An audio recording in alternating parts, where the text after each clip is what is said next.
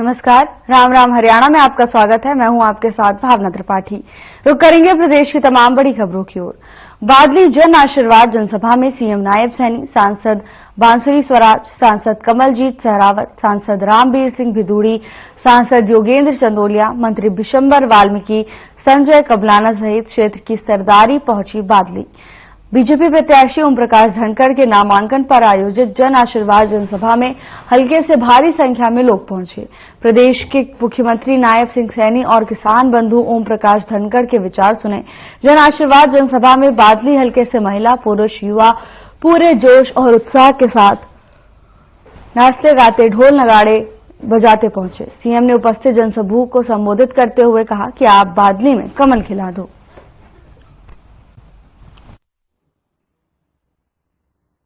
देखिए आदरणीय धनखड़ जी आज बादली की सरदारी का आशीर्वाद लेकर के अपना नामांकन भरने के लिए जा रहे हैं और जो जोश जो उत्साह मैं बादली के अंदर देख रहा हूँ, वही जोश वही उत्साह मैं कालका के अंदर भी देखता हूँ, वही जोश वही उत्साह मैं नारनौल में भी देखता हूँ और वही जोश उत्साह सिरसा में भी देखता हूँ। लोगों ने मन बना लिया है हरियाणा प्रदेश के कि तीसरी बार भारतीय जनता पार्टी की सरकार बहुत बड़े माध्यम के साथ आएगी और यहाँ बादली से जो जोश उत्साह था मैं उसके ऊपर बोल सकता हूँ कि बादली में कमल का फूल खिला करके बादली के लोग चंडीगढ़ लेकर के आएंगे। मैं इनको बहुत बहुत बधाई देता हूँ। देखिए वो आलू को 4 फुट का बता दिया, उन्हें विकास कहाँ दिखाई देगा। दीपेंद्र हुड्डा को एक आलू 4 फुट का दिखाई देता है, फिर विकास कहाँ दिखाई देगा? क्या विकास हो रहा है, क्या नहीं हो रहा? क्योंकि बौखला गए हैं और जब आप व्यक्ति बौखला जाता है, इनकी दुकान में सामान नहीं बचा, झूठ का सामान है, झूठ बोलते हैं और ये झूठ का पर्दाफाश हो चुका है।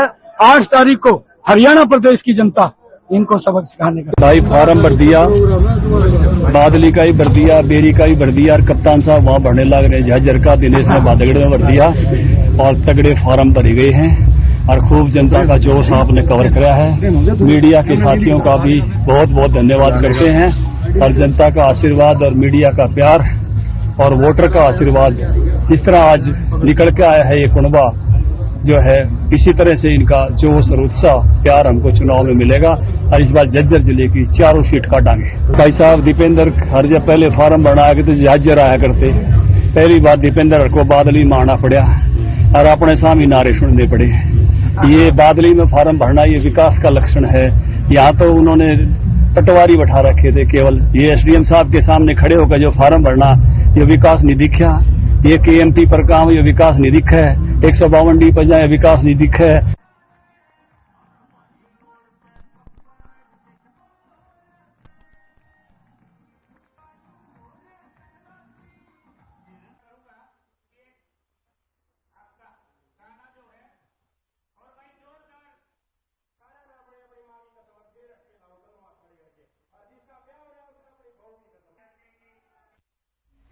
पूर्व मंत्री और अंबाला से 6 बार विधायक रहे अनिल विज ने अपना नामांकन भर दिया है। बता दें कि अनिल विज ने नामांकन से पहले रोड शो निकाला और हवन में भी हिस्सा लिया। इसके बाद कार्यकर्ता संघ शक्ति प्रदर्शन किया। इस दौरान अनिल विज ने कहा कि मेरा चुनाव अंबाला की जनता लड़ेगी।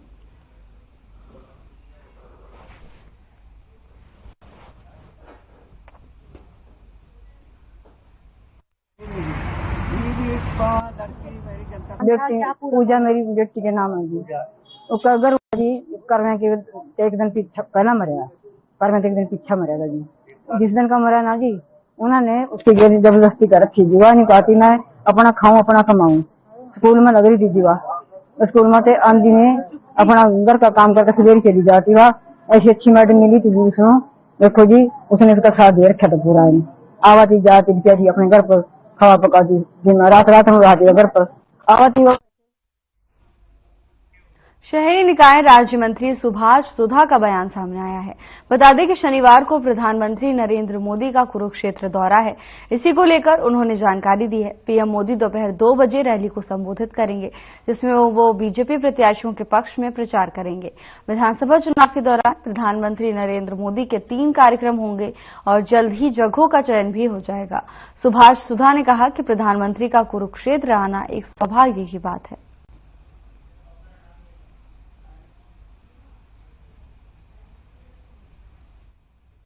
प्रधानमंत्री 14 तारीख को कुरुक्षेत्र में 2 बजे थीम पार्क में पहुंचते हैं। वो हम सबको उनके अपने मार्गदर्शन देंगे और हर 5 वर्ष के बाद एक प्रजातंत्र का एक दिवस आता है खुशियों भरा।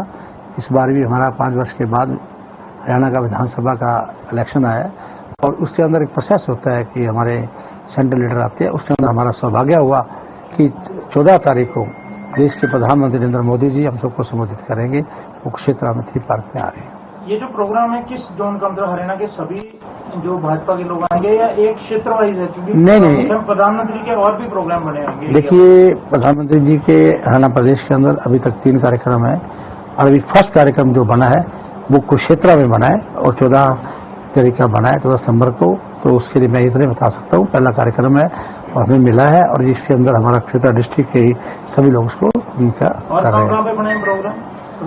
अभी वो पूरी लिस्ट है, मैं तो 14 तारीख को नॉलेज में है, 14 की बात करता हूँ।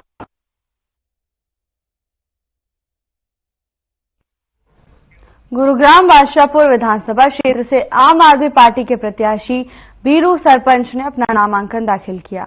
नामांकन से पहले बीरू सरपंच ने सराय आलावर्दी कम्युनिटी सेंटर में एक जनसभा आयोजित की, जिसमें हजारों लोग शामिल हुए। इस मौके पर पंजाब के परिवहन मंत्री ने नामांकन करने से पहले जनसभा को संबोधित किया और जनता से अपील की कि वो ईमानदार प्रत्याशी को चुनकर भेजें जो विधानसभा में आपके हितों की आवाज उठा सके, आपके क्षेत्र के विकास के लिए लड़ सके।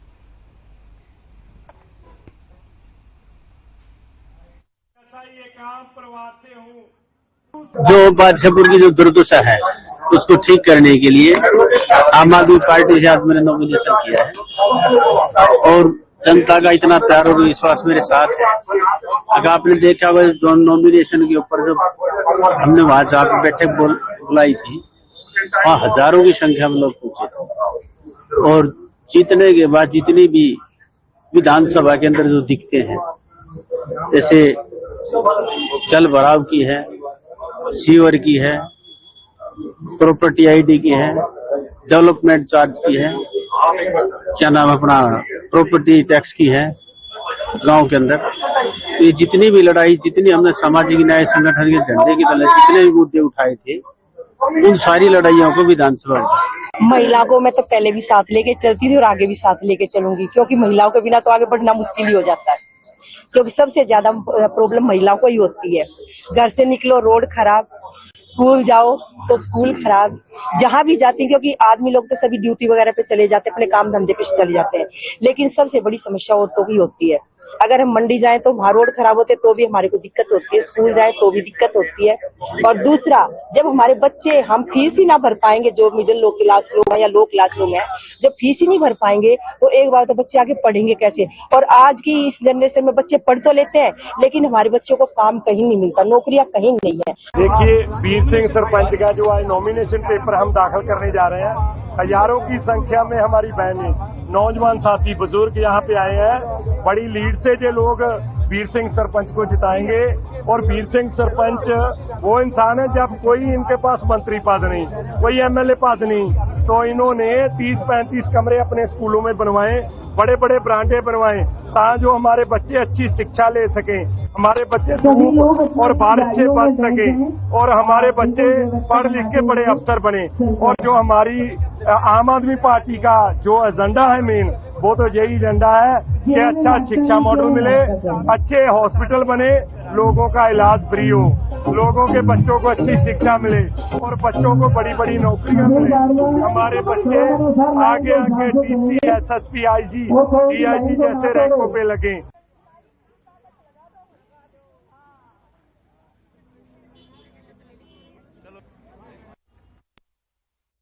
बहादुरगढ़ विधानसभा क्षेत्र से कांग्रेस प्रत्याशी राजेंद्र सिंह जून ने प्रदेश की बीजेपी सरकार पर निशाना साधा। राजेंद्र जून ने कहा कि पिछले 10 साल में प्रदेश के सरकारी स्कूलों और अस्पतालों की हालत खराब हुई है। न तो स्कूलों में अध्यापक हैं और न ही अस्पतालों में डॉक्टर्स। साथ ही उनका कहना है कि हुड्डा सरकार के 10 साल के कार्यकाल में बहुत सारे सरकारी अस्पताल बनाए गए थे और सरकारी स्कूलों की हालत सुधारने का काम किया गया था। लेकिन बीजेपी सरकार के शासनकाल में स्कूल और सरकारी अस्पतालों में व्यवस्था चरमरा गई है।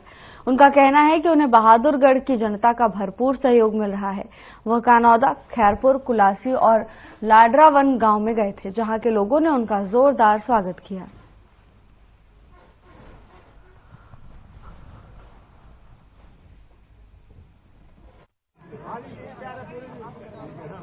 देखिए, जो पिछले 10 साल के अंदर खट्टर सरकार के अंदर स्कूल और हॉस्पिटलों का बुरा हाल रहा है। स्कूलों के अंदर टीचर नहीं है, अस्पतालों के अंदर जो है डॉक्टर्स नहीं है। जो कि चौधरी भगत सिंह हुड्डा जी की सरकार थी, 10 साल टीचर्स भी थे, स्टूडेंट्स भी थे और जो है हर स्कूल में, गांव के स्कूलों में, शहर के जितने भी गवर्नमेंट स्कूल हैं, सब में संख्या ही बहुत ज्यादा होती थी बच्चों की। इस 10 साल के अंदर खट्टर सरकार के टाइम पर कम से कम 200 से ज्यादा स्कूल बंद हो चुके हैं और जना सरकारी स्कूलों के अंदर बच्चों की जना वो भी कम हो गई है और टीचर्स भी नहीं है। आज हरियाणा के अंदर कम से कम 2 लाख जो है जो नौकरियां जो है ना खाली पड़ी हुई है, जो खट्टर सरकार ने, सही सरकार ने नहीं पड़ी। इसी तरीके से हॉस्पिटल के अंदर भी बहुत बुरा हाल है, ना नर्सें हैं, ना डॉक्टर्स हैं। पेशेंट आते हैं, दुखी होकर चले जाते हैं। प्राइवेट हॉस्पिटल जो है बहुत महंगे हैं, गरीब आदमी उसमें अफोर्ड नहीं कर सकता।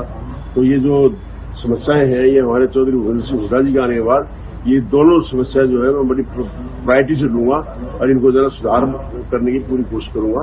जिस तरीके से हमारे 10 साल के अंदर ये दोनों समस्या में उन्होंने प्रायोरिटी से लिया था और बहुत अच्छी तरह से 10 साल जो है काम किया था, तो इसको मैं इसको दोनों को बड़े प्रायोरिटी में लेके इनमें काम करूंगा। लोगों का कैसा समर्थन मिल रहा है? लोगों का देखिए, मैं कल जो है अपने परनाला की तरफ गया था, खैरपुर की तरफ, कानौदा की तरफ, कुलासी की तरफ और अपने लडराव की तरफ। लोगों के अंदर उत्साह है चौधरी भगत सिंह हुड्डा को तीसरे मुख्यमंत्री देखने के लिए और मुझे चौथी बार जो है विधायक बनाने के लिए पूरी उनके अंदर इच्छा है। उनको मालूम है कि मैं एक ईमानदार आदमी हूं और ईमानदारी से मैं जो है काम मैंने किया है और आगे भी ईमानदारी से काम करूंगा। अपने हल्के का विकास करूंगा, अपने हल्के को जरा ऊपर लेके जाऊंगा। 10 साल के अंदर जो विकास हुआ मेरे बहादुरगढ़ हल्के के अंदर, उसको मैं उठाने की पूरी कोशिश करूंगा।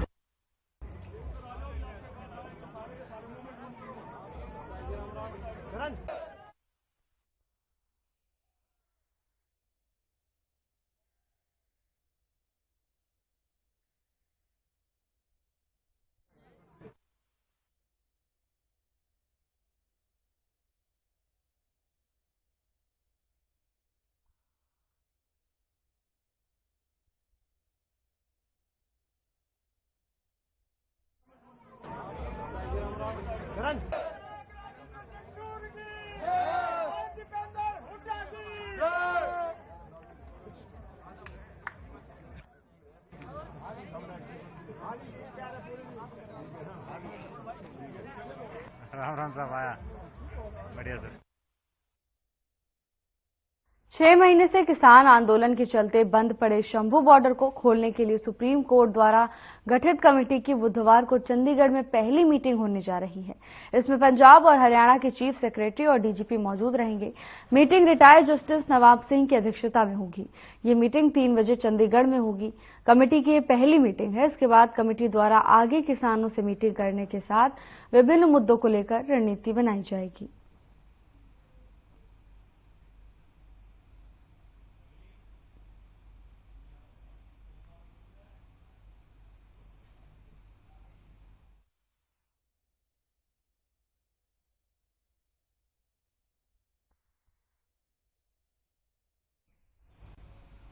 जगाधरी विधानसभा सीट से बीजेपी के प्रत्याशी कंवरपाल गुर्जर ने राजस्थान से तिजारा विधानसभा के विधायक महंत बालकनाथ योगी और हिमाचल के पूर्व मंत्री और पांवटा साहिब से वर्तमान विधायक सुखराम चौधरी, उत्तर प्रदेश के पूर्व मंत्री सुरेश राणा के साथ जगाधरी एसडीएम कार्यालय में अपना नामांकन पत्र दाखिल किया। नामांकन से पहले कृषि मंत्री कंवरपाल गुर्जर ने अपना शक्ति प्रदर्शन करते हुए जगाधरी विधानसभा के प्रताप नगर से जगाधरी नई अनाज मंडी तक करीब 40 किलोमीटर लंबा एक भव्य रोड शो निकाला। तो वहीं कृषि मंत्री कंवरपाल गुर्जर को आशीर्वाद देने के लिए उनके समर्थन में जनसैलाब उमड़ पड़ा। बता दें कि जनसभा को संबोधित करते हुए मुख्य अतिथि महंत बालकनाथ योगी ने कांग्रेस पर जमकर निशाना साधा और कृषि मंत्री के समर्थन में मतदान करने की अपील की।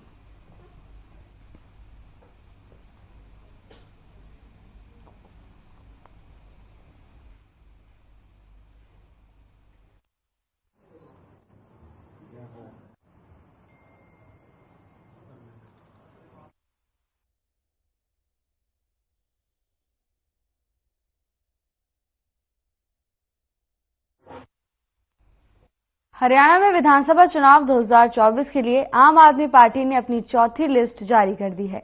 आपने चौथी लिस्ट में कुल 21 उम्मीदवारों के नाम का ऐलान किया है। अब तक आम आदमी पार्टी कुल 61 उम्मीदवारों के नाम की घोषणा कर चुकी है, जिसमें आम आदमी पार्टी ने करनाल विधानसभा से सुनील बिंदल पर विश्वास जताया है।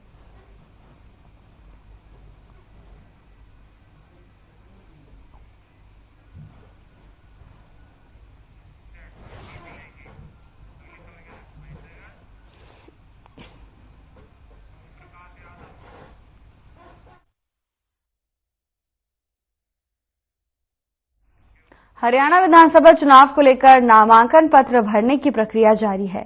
नारनौल विधानसभा क्षेत्र से बीजेपी उम्मीदवार के तौर पर ओम प्रकाश यादव ने अपना नामांकन पत्र दाखिल किया। ओम प्रकाश यादव ने बीजेपी की टिकट पर तीसरी बार अपना नामांकन भरा है। इसके बाद केंद्रीय राज्य मंत्री राव इंद्रजीत सिंह ने ओम प्रकाश यादव के समर्थकों को संबोधित किया और विश्वास दिलवाया कि इस बार भी बीजेपी की जीत रहेगी। अपना नामांकन पत्र दाखिल करने के बाद ओम प्रकाश यादव ने पत्रकारों से बातचीत करते हुए कहा कि उनके चुनावी मुद्दे विकास कार्य होंगे, क्योंकि 10 वर्षों में उन्होंने अपने क्षेत्र में अनेक विकास कार्य करवाए हैं, चाहे वो शिक्षा का क्षेत्र हो या फिर बिजली, पानी और सड़क व्यवस्था। उनको इस बार मुद्दे भी विकास कार्य ही रहेंगे।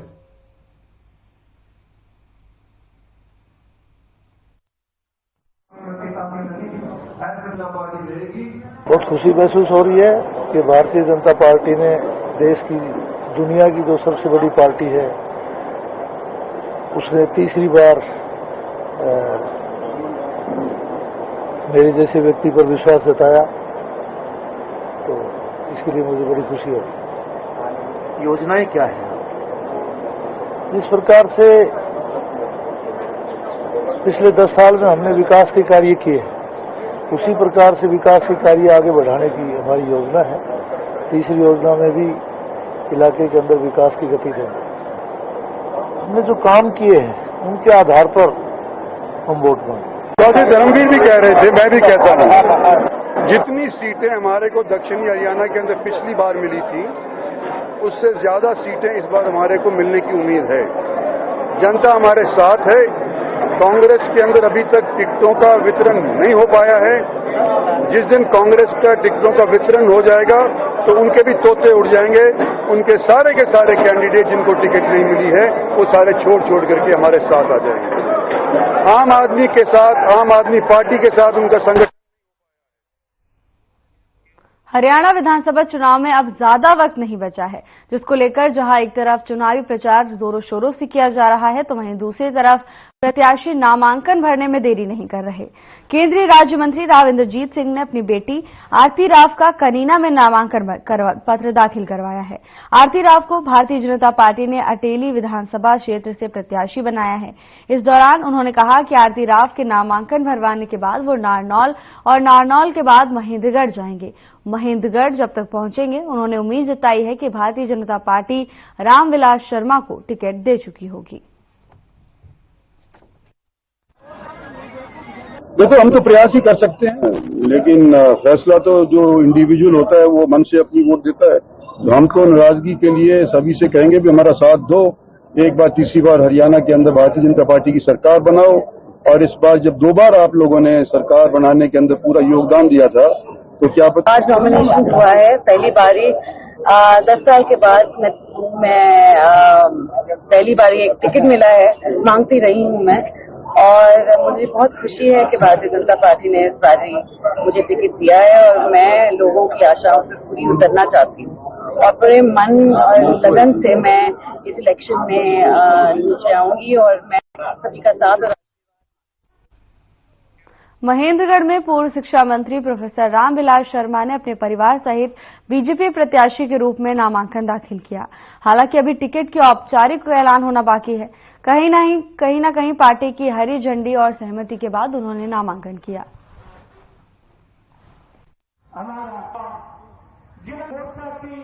आज हमने महेंद्रगढ़ विधानसभा से भारतीय जनता पार्टी के जिले की, प्रांत के टोली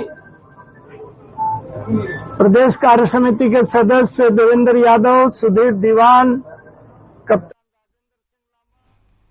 रेवाड़ी विधानसभा से टिकट कटने से भागे हुए प्रशांत सन्नी यादव ने शक्ति प्रदर्शन के साथ अपना नामांकन किया।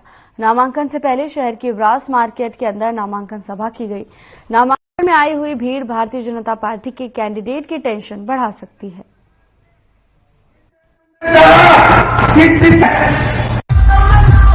कि मैंने जब भारतीय जनता पार्टी ने मेरी टिकट काटी तो उस दिन फैसला लिया था कि पंचायत में जो निर्णय होगा वो माना जाएगा। और जब ये टिकट कटी तो इस इलाके में बहुत भारी रोष पैदा हुआ। जनता जनार्दन ये चाह रही थी कि प्रशांत सन्नी यादव को भारतीय जनता पार्टी टिकट दे। 8 तारीख की महापंचायत में उन्होंने कहा कि पार्टी ने टिकट काट दी, हमें दिल से कैसे काट पाओगे। उन्होंने कहा कि हम पार्टी की नहीं जनता की टिकट आपको देते हैं और आप चुनाव लड़े। तो उस फैसले को साक्षी मानकर आज मैं नॉमिनेशन किया और आज ये जनता जनार्दन ने यहाँ आकर दिखा दिया कि जो बड़े बड़े नेता ये कहते हैं कि हम बड़े नेता हैं, वो पंडाल लगाने की हिम्मत तक नहीं कर पाए। और हमें तो सिर्फ 2 दिन का समय मिला था और हमने आपके सामने। महेंद्रगढ़ में पूर्व शिक्षा मंत्री रामविलास शर्मा के समर्थन में केंद्रीय राज्य मंत्री राव इंद्रजीत अपनी ही पार्टी के नेताओं पर जमकर बरसे।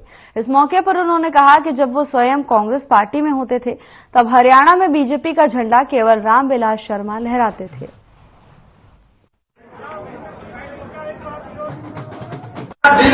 और माननीय रामविलास जी के नाम पर यह पार्टी बनी है।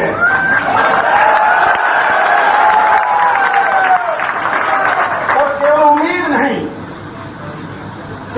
नहीं बल्कि आप पर हमारे पर पूरा विश्वास है कि इनके नेतृत्व में इसी प्रकार से पार्टी आगे बढ़ेगी।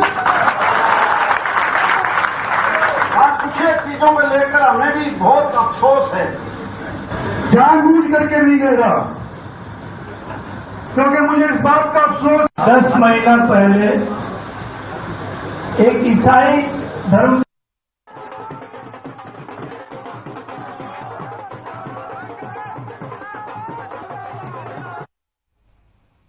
चुनावी बिगुल बजने के बाद लगातार नामांकन का दौर जारी है। नामांकन की इस कड़ी में रेवाड़ी विधानसभा की अगर बात करें तो रेवाड़ी में बीजेपी से बागी होकर आम आदमी पार्टी में शामिल हुए सतीश यादव ने आज नामांकन दाखिल किया। साथ ही वो बीजेपी केंद्रीय मंत्री राव इंद्रजीत सिंह और कैप्टन अजय सिंह यादव पर भी बरसते हुए नजर आए।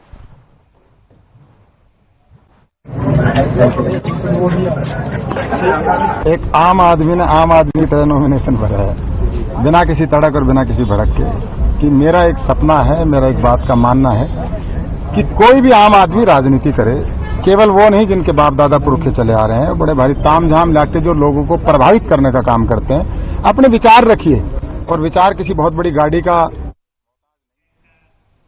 फिलहाल के लिए बस इतना ही। जल्द हाजिर होंगे नई अपडेट्स के साथ। नमस्कार।